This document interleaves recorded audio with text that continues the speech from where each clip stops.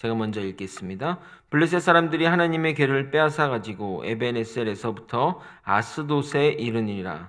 블레셋 사람들이 하나님의 궤를 가지고 다곤의 신전에 들어가서 다곤 곁에 두었더니 아스돗 사람들이 이튿날 일찍이 일어나 본즉 다곤이 여호와 궤 앞에 엎드려져서 그 얼굴이 땅에 닿았는지라. 그들이 다곤을 일으켜 다시 그 자리에 세웠더니 앞에서 또다시 엎드려져 얼굴이 땅에 닿았고 그 머리와 두 손목은 끊어져 문지방에 있고 다곤의 몸뚱이만 남았더라. 그러므로 다곤의 제사장들이나 다곤의 신전에 들어가는 자는 오늘까지 아스돗에 있는 다곤의 문지방을 밟지 아니하더라.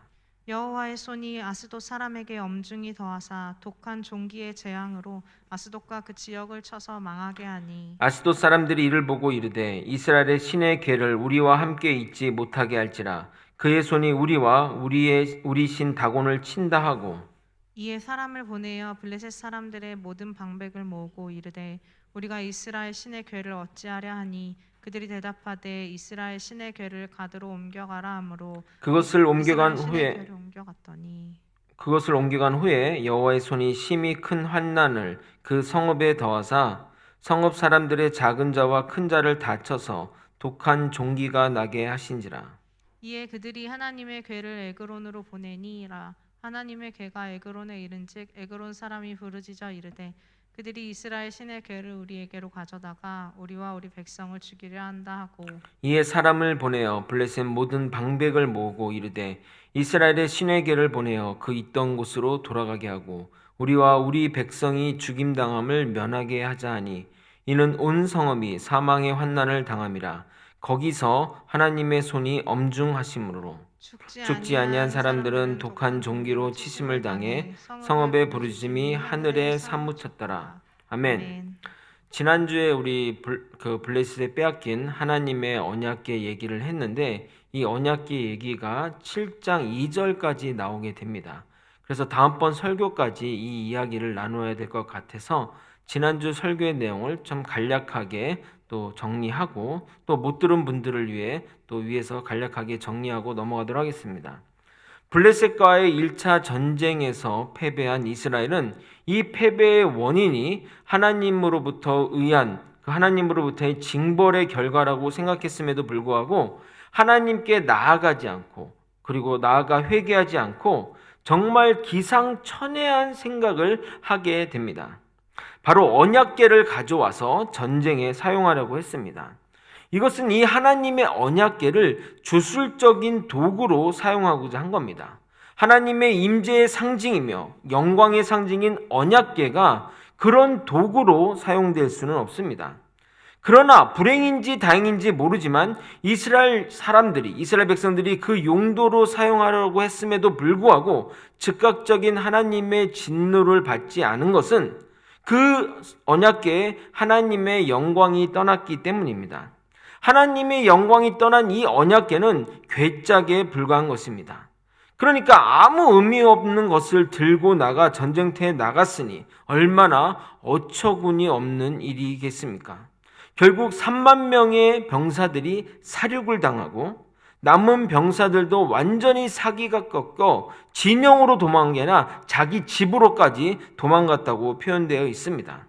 그뿐만 아닙니다. 제사장 홈니와 비느하스가 죽었고 하나님의 언약궤는 블레셋에 빼앗기게 됩니다. 연이어 이 언약궤를 빼앗긴 소식을 들은 대제사장은 그 자리에서 즉사를 하게 되고 며느리도 엘리나타 죽음으로써 하나님이 엘리 집안에 예언했던 내용들이 다 성취가 되게 됩니다. 그런데 오늘 읽을 본문을 보게 되면 정말 괴짝에 불과했던 언약궤에서 놀라운 일들이 벌어지게 됩니다. 도대체 언약궤에 무슨 일이 일어난 것일까요? 이 사건을 또 우리가 어떻게 해석해야 되는지 말씀을 나누고자 합니다.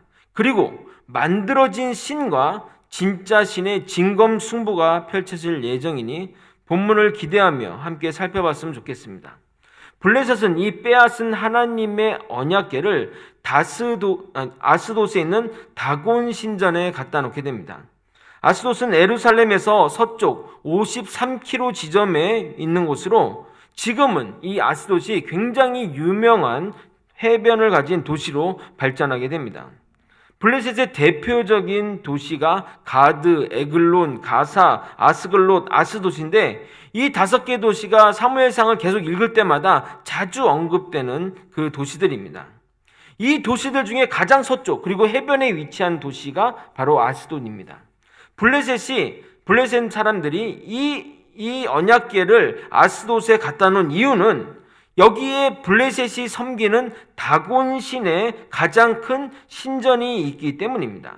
여러분 이 사진을 보게 되면 다곤 신을 이렇게 보게 되면 남자 인어처럼 생겼는데 바다의 신이 아니라, 이 신이 바다의 신이면 또 이해가 되는데 바다의 신이 아니라 농사의 신으로 이 다곤 신을 섬겼다고 합니다. 그리고 이 고대 우가림 문서, 고대 기록에 보게 되면 이 다곤 신이 바알의 아버지로 또 기록되어 있습니다.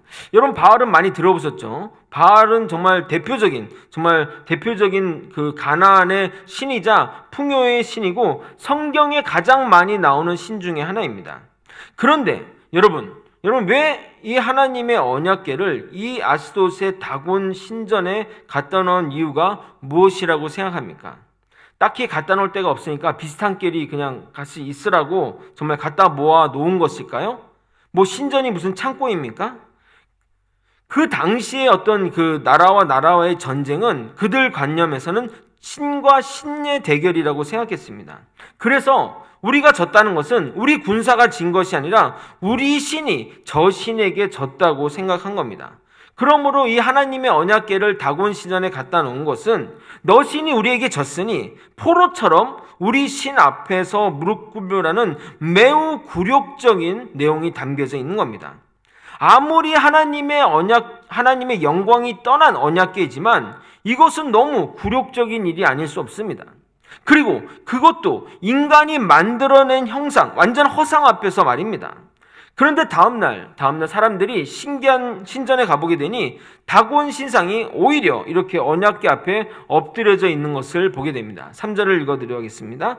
아스돗 사람들이 이튿날 일찍 일어나 본즉 다곤이 여호와 궤 앞에서 엎드려서 그 얼굴이 땅에 닿았는지라 그들이 다곤을 일으켜 다시 그 자리에 세웠더니, 여러분 이 부분을 이렇게 생각하시면 안 됩니다. 다곤 신이 살아서 하나님께 그냥 밤에 이게 하나님께 절한 게 아닙니다.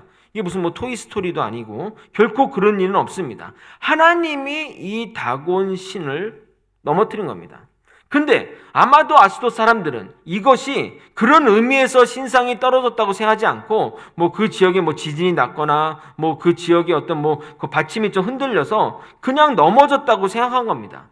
그래서 이 신상을 다시 세워서 그 자리에 세우게 됩니다. 그런데 여러분 잘 생각해 보면 이 장면들이 굉장히 시사하는 바가 있고 알고 보면 매우 웃기는 장면입니다. 다곤 신상을 인간이 세우는 모습입니다.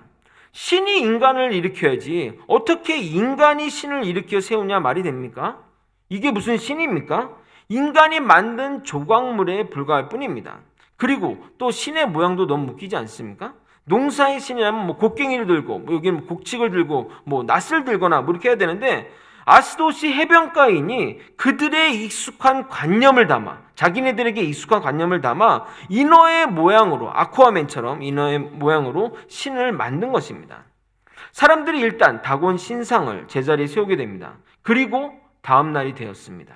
이제는 이 다곤 신상이 왜 넘어졌는지 하나님은 명확하게 보여주게 됩니다. 4절을 여러분이 한번 좀 읽어보도록 하겠습니다. 읽겠습니다.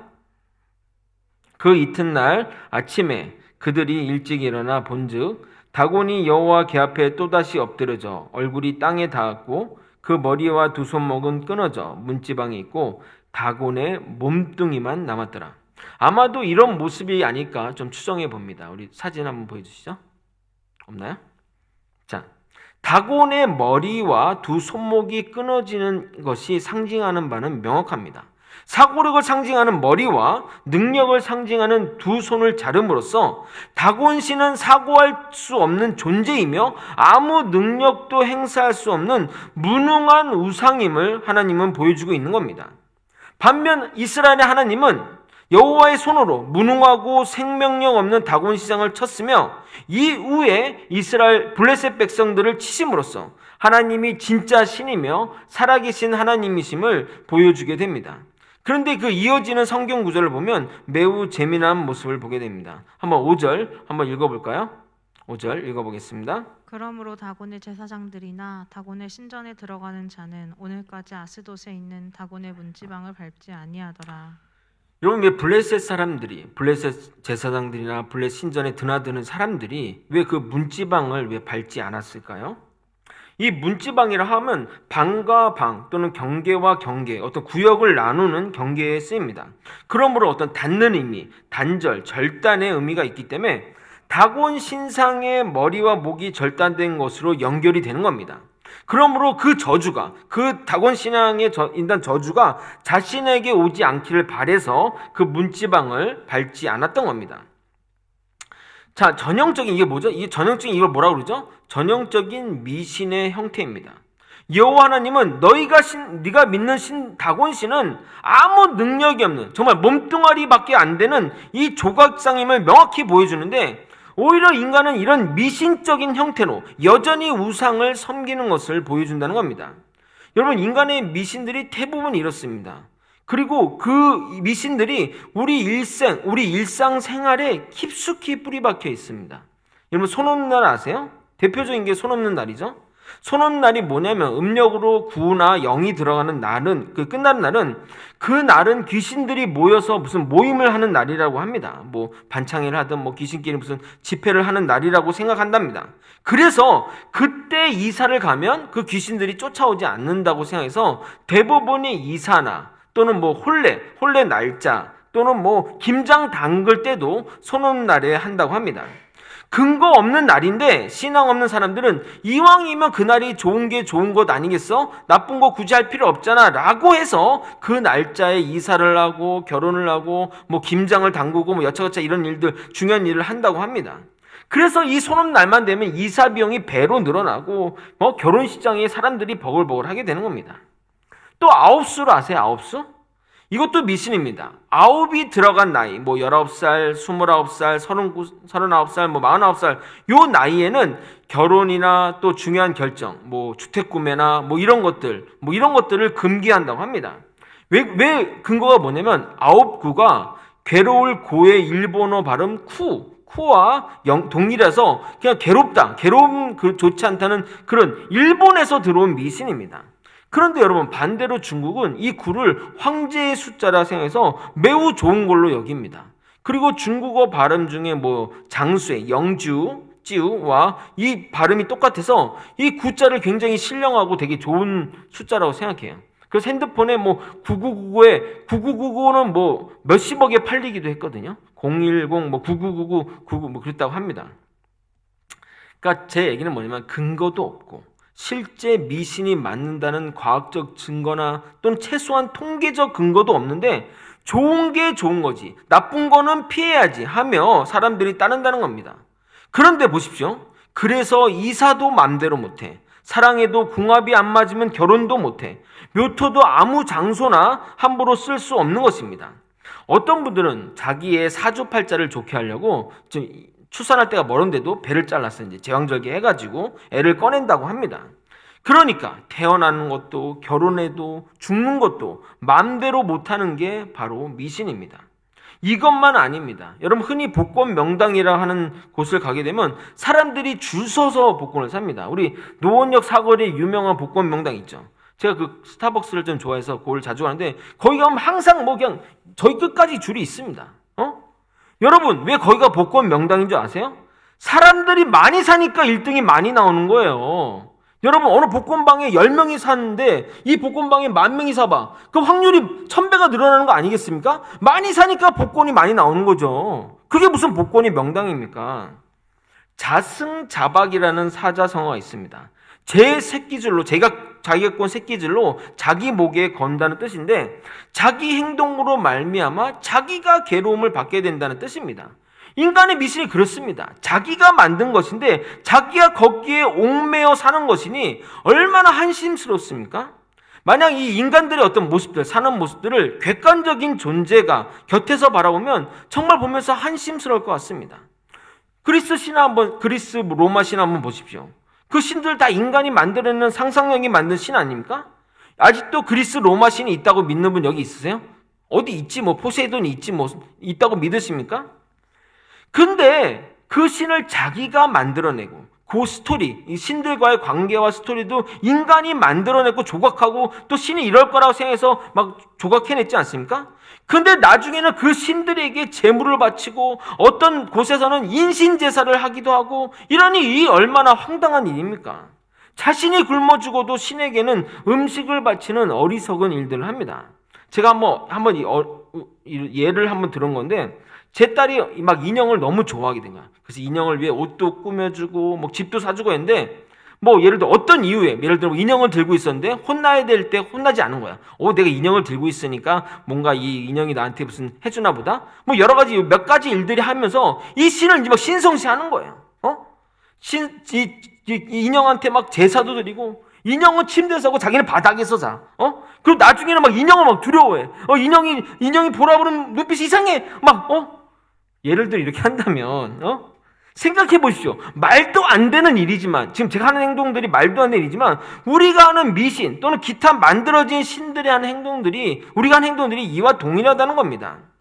시타르타는 오랜 수행을 통해 이 세상의 깨달음을 글로 남겼고 나이가 들어 죽음에 들게 되는데 그들의 표현을 따지면 열반에 들어가 있습니다. 근데 그가 깨달은 그 깨달음을 기록한 책이 유일무이하고 독보적인 것은 아닙니다. 그가 살았던 인도의 힌두교적인 세계관에서 조금 더 확장한 생각일 뿐입니다. 윤회 사상은 원래 힌두교의 세계관이거든요. 근데 이 힌두교는 힌두교의 그 세계관이 계급론적인 기반 하에서 이르게 됐기 때문에 이 힌두교가 국지적으로, 그러니까 세계로 확장하기에는 한계가 있었지만 민족과 계급과 상관없이 누구나 깨달음을 얻으면 해탈에 이를 수 있다는 시타르타의 붓다 세계관은 그런 것 때문에 폭넓게 정말 다른 민족과 다른 나라에도 전파될 수 있었고 그래서 세계의 종교로 발전하게 된 겁니다.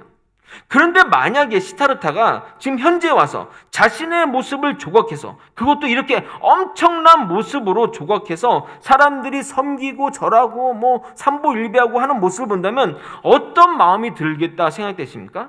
자신의 깨달음이 이렇게 사용되리라고 조금도 상상하지 못했을 것입니다. 이처럼 이런 미신들, 어떤 신들은 만들어지는 겁니다. 본문으로 한번 다시 돌아와 하나님은 다곤 신상의 머리와 손을 자름으로써 끝내지 않았습니다. 그래봐야 사람들이 문지방 밟지 않는 것으로 끝나기 때문입니다. 그래서 하나님은 이 블레셋 민족을 치기 시작했습니다. 6절을 한번 여러분이 읽어보도록 하겠습니다. 6절을 읽겠습니다. 시작. 여호와의 손이 아스돗 사람에게 엄중히 더하사 독한 종기의 재앙으로 아스돗과 그 지역을 쳐서 망하게 하니. 주어가 여호와라 그러지 않고 여호와의 손이라고 하고 있습니다. 살아 역사하시는 여호와의 손을 이야기하므로 머리와 손이 잘라져 힘을 쓸 수 없는 다곤 신상과 대조를 이루는 여호와의 능력을 보여주게 됩니다. 여기 이 독한 종기로 해석된 영어로는 투머라고 하거든요. 이 출애굽 때 재앙 때 이 동일한 이것들이 나타나게 됩니다. 독종은 이 피부 외면에 암 같은 덩어리가 이렇게 부풀어 오르는 것을 말하는 건데 아스돗 사람들이 이 질병에 걸리게 되자 결국 블레셋 사람들의 그 방백이 장관을 얘기하는 거는 정치인들이 모여서 회의를 하게 됩니다. 그리고 이 언약궤를 블레셋의 또 다른 도시인 가드로 옮기게 됩니다.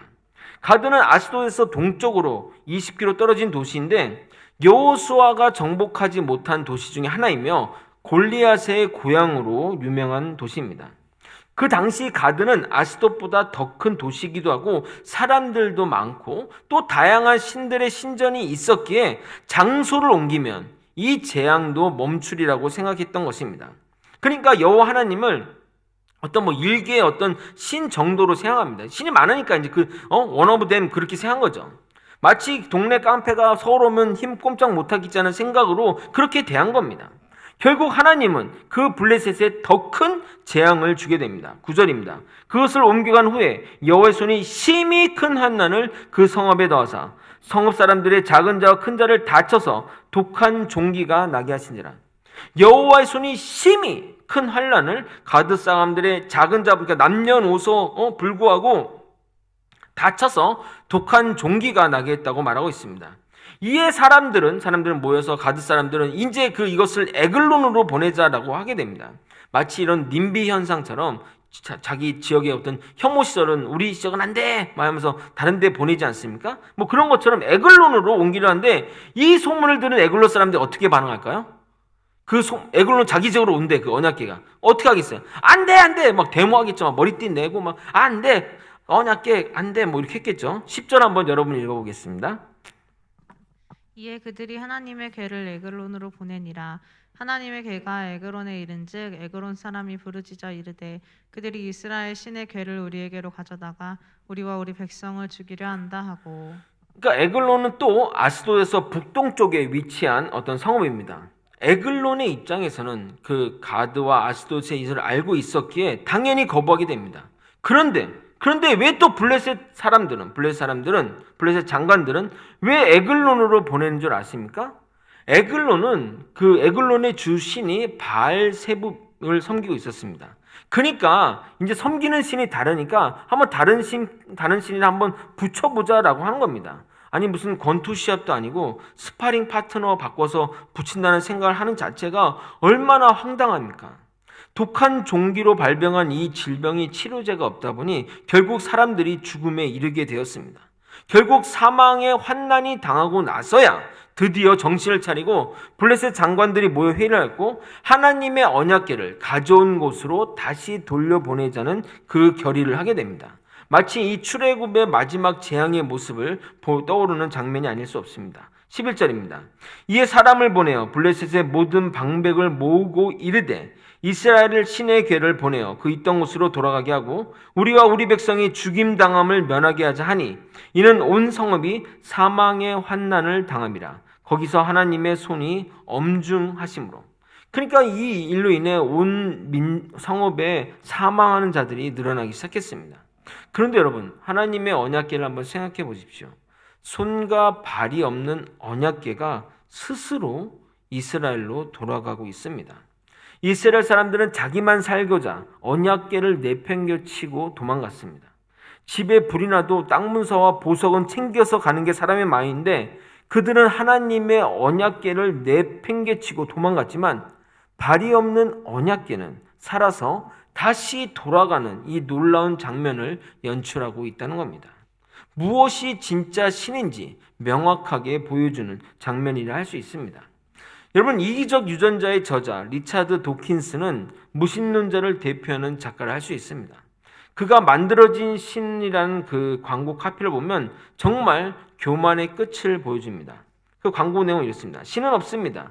걱정 마시고 인생을 즐기십시오라고 했습니다. 그의 책 만들어진 신의 내용을 좀 보게 되면 기독교의 하나님은 인간이 만들어낸 미신 또는 우상이라고 표현합니다.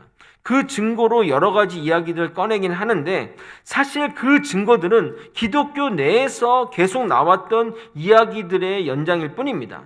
성경에 대한 의문이나 신에 대한 의구심을 싣고 있지만 사실 기독교를 제대로 믿어가는 사람들이 한 번쯤은 고민하고 직면했던 질문들입니다. 뭐 이런 질문들이죠. 왜 예수님을 열심히 믿는데 우리 삶에 고난과 아픔이 닥치나요? 정말 하나님이 계시다면 왜 이 세상에 전쟁과 뭐 이런 것들이 하나요? 왜 불합리하나요? 와 같은 질문과 또 이 성경 자체의 어떤 의구심, 성경 자체의 어떤 저자와 이런 것들의 의구심들이 실었지만 사실 뭐 리스트로벨의 유명한 책 예수는 역사다 또는 기독교 변증책을 보게 되면 다 해결될 문제일 뿐이라는 겁니다.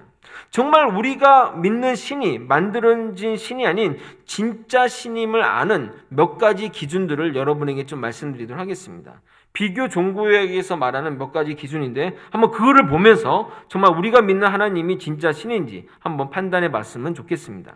첫 번째, 시대를 이어 내려오는가 하는 것입니다.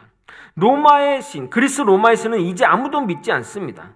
아직도 그 신들을 믿는 사람은 거의 없을 것입니다. 우리나라에 어떤 무속신들 있지 않습니까? 이제는 종족을 감추고 없습니다. 결국 남은 것은 지금에 있는 고등 종교일 뿐입니다.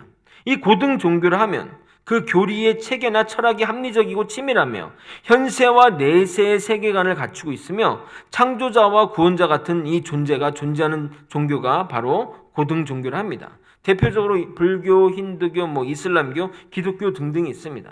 그러니까 시대와 역사가 검증하여 수준 낮은 종교는 자연스럽게 퇴출이 되고 정말 이렇게 정교하고 정말 수준 있는 종교들은 계속 이어져 나간다는 겁니다. 두 번째, 교리 가운데 인간의 관념이 반영되어 있느냐 없느냐 하는 겁니다. 그리스 로마 신들 그리고 무속의 신들을 보게 되면 인간의 생각이 그들의 신으로 투영되어 보여진다는 겁니다. 사랑의 신, 바다의 신 이런 것들은 그들의 형상만 보기만 해도 그런 신임을 알 수 있다는 겁니다. 만들어진 신임으로 상징과 같이 인간의 생각이 그 신의 모습으로 투영되거나 신의 어떤 모습으로 반영이 된다는 겁니다. 그리고 이 고등 종교만 보더라도 고등 종교라는 이 종교들의 교리를 보게 되면 인간의 관념, 그러니까 인간이 생각해낼 수 있는 그런 사상들이나 생각들이 포함되어 있다는 겁니다. 불교를 비롯한 이슬람 그리고 나머지 대부분의 종교, 기독교를 제외한 다 종교들은 무슨 종교인지 아십니까? 행위 종교입니다. 즉 자신의 어떤 행위를 통해 그 보상을 받는 종교라는 겁니다. 근데 이게 왜 인간의 관념이냐면 이게 인간의 양심과 어울려요. 내가 뭔가를 얻기 위해서 노력해가지고 뭔가를 받는 것은 너무나 당연하잖아. 근데 아무것도 안 했는데 아무것도 안 한 자가 보상을 받는다는 우리 속이 어떻게 배알이 꼴린다고 얘기를 표현하죠? 우리 인간으로서는 말이 안 되는 겁니다. 죄인이 용서받고 죄인이 구원을 받는데 그 죄값을 신이 대신 받는 종교가 바로 기독교입니다. 우리는 여러분 당연히 이게 너무 이해가 되고 당연하다 생각되지만 생각해보면 말도 안 되는 교리의 체계입니다. 그리고 이것은 인간의 생각으로, 그러니까 인간이 고민해서 만들어낼 수 있는 개념이 아니라는 겁니다. 세 번째, 이 종교의 교리가 변화가 있느냐, 즉 종교가 발전을 하느냐라는 이 부분입니다. 그리스 로마의 신들은 인간이 창작해낸 신입니다. 그래서 그들의 관계나 이야기 내용들은 인간의 상상력이고 그리고 발전은 이야기가 자꾸 꼬리에 꼬리를 물고 만들어져 갑니다. 물론 기독교도 인간이 성경을 썼지만 하나님이 그 사람을 불러서 성경을 쓴 것이고 인간이 스스로 만들어낸 것이 아닙니다. 그리고 또한 하나님이 쓰셨기 때문에 오랜 세월이 지났지만 초기 기독교의 경전과 거의 분별 없이 지금도 여전한 그 교리와 믿음 안에 있다는 겁니다. 그런데 초기 불교의 기독교는 부처가 썼지만 이 인도의 이 불교가 동진을 하면서 인도 불교 외에 다른 것들이 자꾸 첨가가 되기 시작합니다. 즉 소승불교가 대승불교로 되면서 경전이 변화되었고 없던 신들이나 없던 세계관들이 막 첨가가 되는 겁니다. 마치 하이브리드 되는 것처럼. 알다시피 또한 이슬람을 보게 되면 기독교를 모태로 해서 자신의 입맛에 맞게 변형시킨 그 기독교 이단이 바로 이슬람입니다. 네 번째, 종교를 이용하려는 세력이 있는가 하는 부분입니다. 힌두교는 남성 중심의 사회, 계급 사회를 지지하는 종교로 쓰이고 있습니다. 즉 남성 중심의 지배층이 종교를 이용하여 여성이나 소수민족과 약자로 대변되는 피지배층을 통솔한다는 겁니다. 그래서 인도에서의 끔찍한 성범죄가 판을 쳐도 말도 안 되는 카스트 제도로 인해 인권이 완전히 무시되는 상황에 의해도 고통을 받아도 해결이 안 되는 겁니다. 이슬람교도도 보십시오. 남성 중심의 사회를 굳건히 지킵니다. 이슬람 사회에서 이 여성이란 존재는 남성을 기쁘게 하는 도구에 불과합니다. 심지어 그들이 믿는 천국에서도 이 여성은 도구일 뿐입니다. 순교하여 천국에 올라가면 남자를 한 번도 경험하지 못한 12명의 처녀가 그 남자를 반겨준다고 하니 여자 입장에서는 죽어도 얼마나 한심스럽습니까? 죽어도 그 짓 하고 있어야 되니까. 근데 기독교를 생각해 보십시오. 물론 이 기독교 역사 가운데 지배층의 지배 논리로 쓰임 받은 적이 있습니다. 근데 그것은 그 사람들이 신앙을 도구로 사용한 예일 뿐이지 초창기부터 기독교는 기존 기득권층과 사회에 위협이 되는 종교였습니다. 중남미 독재 정권에 대항한 종교였으며 수많은 독재 국가 지도자들에게 대항한 종교였습니다. 일제강점기 독립운동의 최우선에 선 종교가 기독교이며 우리나라 민주화의 가장 앞장선 종교가 기독교입니다. 그래서 기득권 층에서는 이 기독교는 가장 경계하고 우려되는 종교였습니다. 세계 수많은 독재국가 하에서 목회자들이 끌려가 고문을 당하고 살해를 당했습니다. 우리나라만 해도 일제강점기 그리고 6.25 전쟁 때 수천 명의 목회자가 고문을 당해 사형을 당했습니다. 그런데 종교 종파 간의 대립을 제외하고 국가 지배계급에 끌려가 죽은 이슬람 목회자나 불교나 힌두교 지도자를 들어본 적이 있습니까? 이슬람이나 힌두교가 기득권층의 위협이 됩니까? 물론 기독교는 기존 힌두교 세계관에 대항하여 낳은 종교이므로 어느 정도 탄압받았지만 인도 이해 지형에서는 환영받는 종교였습니다. 어떤 사상을 만들어 종교로 승화하려면 반드시 권력자들의 힘이 중요합니다. 그러나 기독교는 처음부터 그런 것과 거리가 멀었습니다. 성경을 보십시오. 기독교는 이집트와 로마와 그 당시 지배계층의 위협이 되는 종교였지 결코 주류가 될 수 없는 종교였습니다. 그 외에도 여러 가지 증거가 있지만 기독교는 만들어진 종교가 아니며 하나님은 만들어진 신이 아닙니다. 이렇게 만들 수가 없다는 겁니다. 오늘 본문도 그것을 강력하게 보여주고 있습니다. 사랑하는 신도분께 청년부 여러분, 사실 여러분이 기독교를 믿은 것은 정말 우연입니다. 여러분이 여러 종교 가운데 비교 우위를 따져서 믿은 것도 아니고 기독교 종교를 믿지 않으면 죽음을 당하는 세상에 태어난 것도 아니지만 정말 여러분은 우연하게 이 기독교를 믿고 있지만 잘 선택해서 믿고 있다는 것을 말씀드리고 싶습니다. 교리적인 측면에서, 도덕적인 측면에서, 그리고 역사적으로, 그리고 실증적인 측면에서도 모든 비교 가운데 가장 우위를 보이는 종교가 기독교이니 얼마나 여러분이 기독교를 선택한 것이 얼마나 다행입니까? 여러분, 이단이 가장 많은 종교가 무엇인 줄 아십니까? 기독교가 다른 종교들의 1000배나 많다고 합니다. 진짜니까 가짜도 많은 겁니다. 여러분, 1000원짜리 위조 지폐 봤어요? 이름 없는 브랜드의 짝퉁 보셨습니까? 없습니다. 그만큼 가치가 없고 진짜가 아니니까 가치가 없기 때문에 만들어지지 않는데 우리 기독교는 진짜니까 가짜도 넘쳐나는 겁니다. 이제 여러분은 다른 종교의 신이 진짜일까 이런 고민은 절대 할 필요 없습니다. 여러분이 하나님이 계신지 하나님이 계신지 없는지 이 고민만 된다면 신이 있느냐 없느냐 이 고민만 하시라는 겁니다. 다른 종교의 신이 맞을까 이런 고민은 할 필요가 없다는 겁니다. 이 문제는 우리가 정말 차차 해결해 가도록 하겠습니다. 말씀을 정리하겠습니다. 신도분께 청년부 여러분, 세상의 모든 신은 헛된 우상이요 손과 머리가 잘린 능력 없는 몸뚱아리 신일 뿐입니다. 인간이 신을 만들고 이야기를 첨가해서 말도 안 되는 이야기와 주술과 미신을 만들고 자기가 만든 신을 주인으로 섬기는 어리석은 일들을 하는 것이 바로 인간입니다. 물론 이런 것을 통해서 인간이 영적인 존재라는 것을 깨닫기도 하지만 우리의 영적인 주판수는 온전히 여호와 하나님, 살아계신 하나님을 향해야 합니다. 그분은 자신의 존재를 우리에게 알려주셨습니다. 그분이 창조하신 이 세계와 하나님의 백성과 나라를 세우는 모든 것을 보여주셨고 우리가 하나님이 만든 세상에서 어떻게 살아야 하는지도 알려주셨습니다. 인간이 하나님을 만든 것이 아니라 하나님이 우리를 그리고 우리의 세계를 만들어 주셨습니다. 그 안에서 우리는 하나님께 영광과 존귀와 찬양을 올려드려야 할 것입니다. 세상의 헛된 무상에게 헛된 시간을 보내지 말고 오직 유일하시고 살아계시고 지금도 우리 가운데 역사하시는 존귀한 하나님을 믿는 저와 여러분이 되시길 예수님의 이름으로 소망합니다. 우리도 함께